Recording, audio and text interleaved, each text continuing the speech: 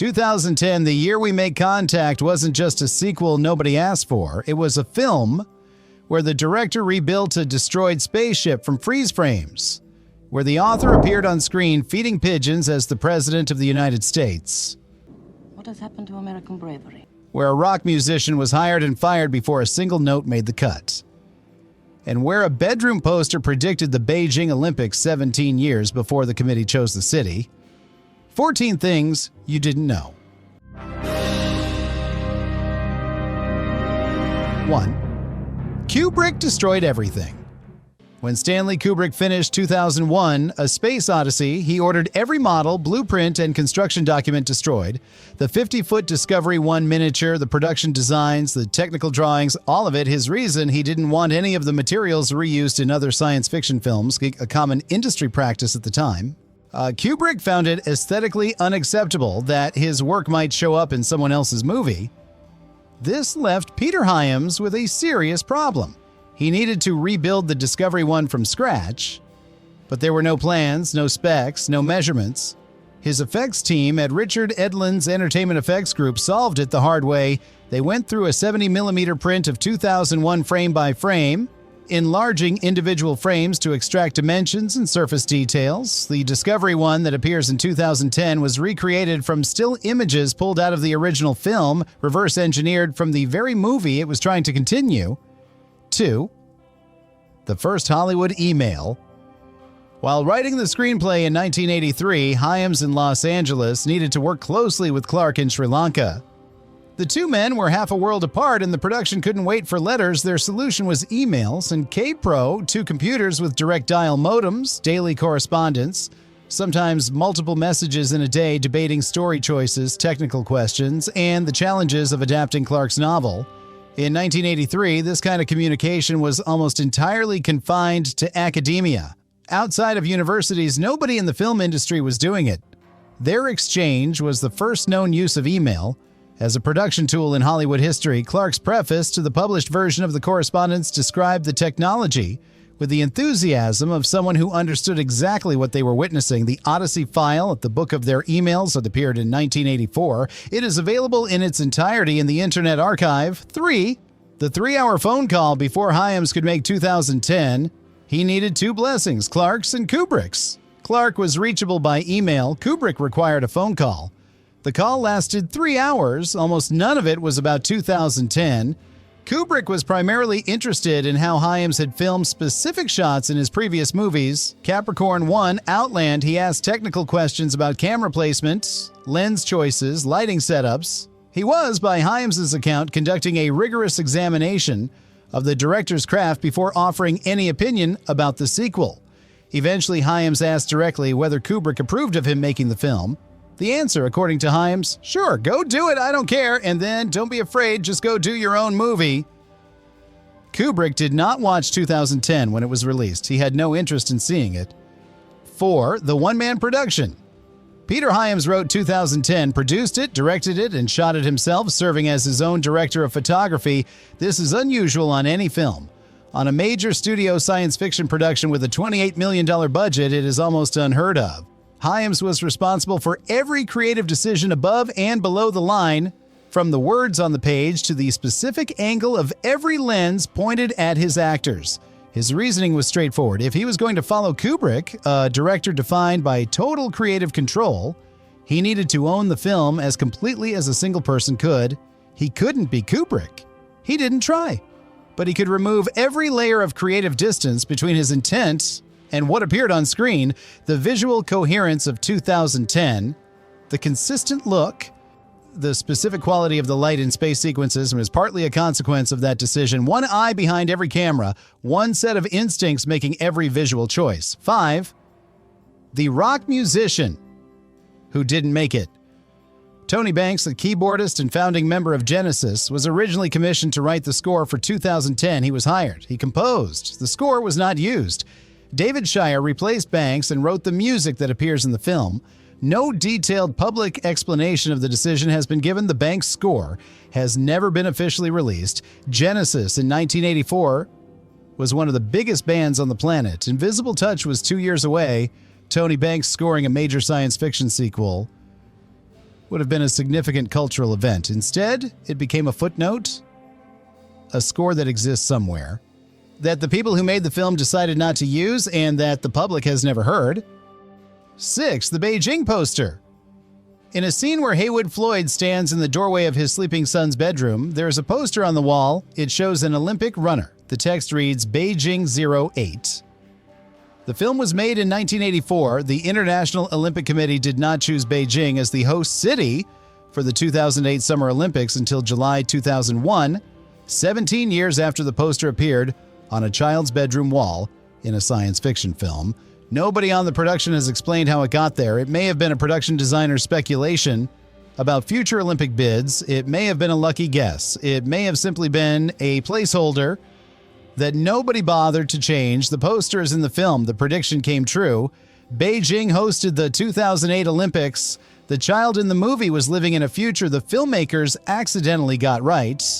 7. Arthur C. Clarke is the president. Clarke appears twice in 2010. The first time, he is an old man on a park bench outside the White House feeding pigeons in the background, while Floyd and a colleague talk in the foreground, visible in the widescreen version, cut off in the pan and scan, a quiet cameo most viewers have missed. The second appearance is on the cover of Time magazine, visible for a few seconds during the film's escalating Cold War subplot. The cover shows the U.S. president and Soviet premier facing off over a crisis. The president is depicted as Arthur C. Clarke. The Soviet premier is depicted as Stanley Kubrick. The two men most responsible for the existence of both films, the author who wrote the novels and the director who made the original, appear on screen together exactly once. As the leaders of opposing nuclear powers on the brink of war, neither of them directed this film. Both of them are in it. 8. Swide Mead and the Soviet spaceship. The Leonov, the Soviet spacecraft that carries most of the film's action, was designed by Sid Mead. Mead was the visual futurist behind Blade Runner's Los Angeles and Tron's digital landscape. Hyams hired him specifically to design a Soviet spacecraft that felt different from everything NASA adjacent in American science fiction. Functional, utilitarian, built for the mission rather than for aesthetics. Mead described his design philosophy for the Leonov in a single word: functional. The rotating center section that simulates gravity. The interiors that reviewers compared to a submarine or to the Nostromo from Alien, all of it was built from the principle that Soviet engineers would optimize for utility over appearance. The Leonov's EVA pod was redesigned 3 times at Hyams' direction. Mead's first version resembled, by one account, a telephone booth with rocket engines. Hyams kept sending it back until it looked like something that belonged in the film. 9. SAIL 9000's secret name. HAL 9000 has a twin in 2010. The SAIL 9000, a female-voiced counterpart to the computer that killed the Discovery's crew. SAIL is gentler, more openly emotional. Her relationship with Dr. Chandra provides the film's most quietly affecting moments. Sal was voiced by Candice Bergen, Murphy Brown herself, daughter of ventriloquist Edgar Bergen. Bergen was credited in the film not under her own name, but as Olga Malsnerd. The pseudonym was constructed from 2 sources: Mal, the surname of Bergen's husband, director Louis Malle, and Snerd, from Mortimer Snerd, one of her father's most famous ventriloquist characters. The woman who voiced a computer in a film about artificial consciousness was credited under a name that combined her husband's identity with her father's puppet. Nobody in the marketing mentioned it. The credit sits quietly in the titles, waiting for the right person to look it up. 10. The man who hated the comparison and made it anyway. Hyams knew exactly what he was walking into. The idea of being compared to Stanley Kubrick is laughable, he told Empire Online. You can't compare me to him without it being very unfavorable. He kept saying no to MGM's approaches. He was aware that whatever he made would be measured against one of the most discussed films in cinema history, and that the measurement would not be flattering. His solution was complete differentiation. If he couldn't match 2001, he wouldn't try. He made 2010 faster, louder, more narrative-driven, more conventionally structured. Where Kubrick had silences, Hyams had dialogue. Where Kubrick had ambiguity, Hyams had answers. Where Kubrick had Ligeti, Hyams had synthesizers. Critics who found 2010 lesser than 2001 were often comparing the 2 films directly out, exactly the comparison Hyams had designed the film to resist. Roger Ebert called it a good movie and meant it.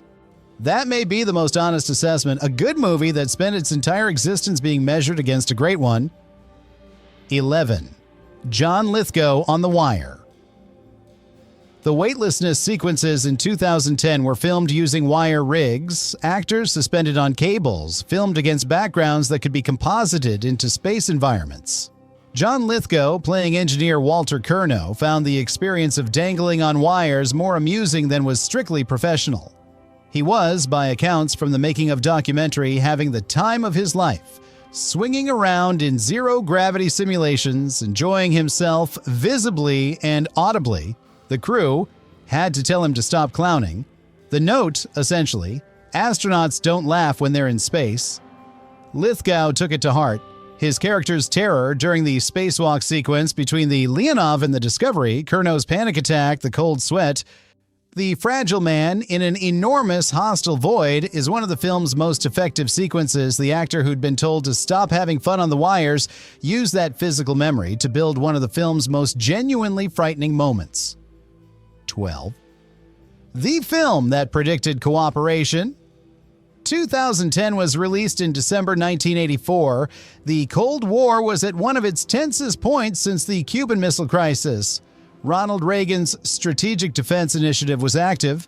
Soviet-American relations had deteriorated sharply after the 1983 Soviet shootdown of a Korean airliner.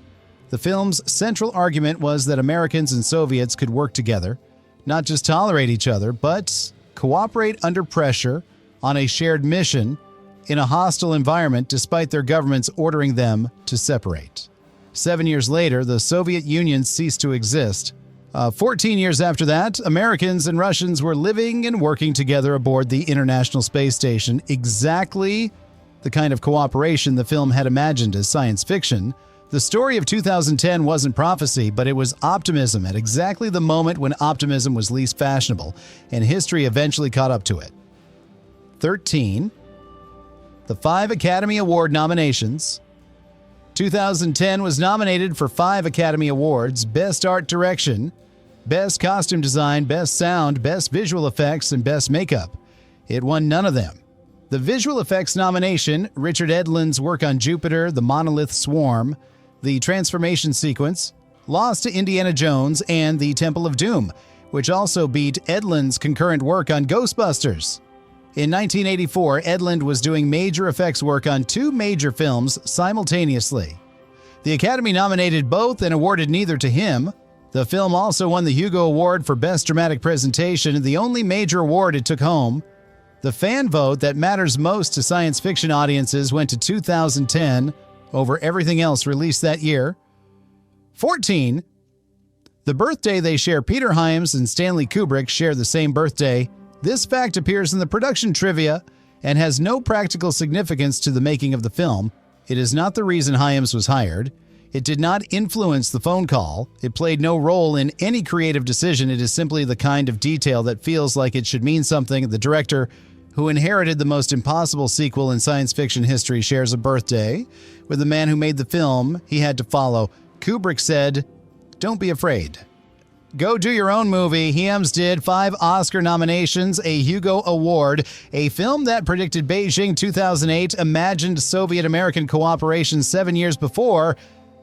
The USSR dissolved and rebuilt a destroyed spaceship from freeze frames. Not bad for someone with the wrong birthday. Which one lives longest? The Beijing poster that nobody can explain? The email that changed how Hollywood makes movies? Or Hal's twin sister, voiced by a legend hiding behind her father's puppet's name in the credits? Drop it in the comments, subscribe, and hit the bell. More hidden histories of classic science fiction coming your way. See you in the next one.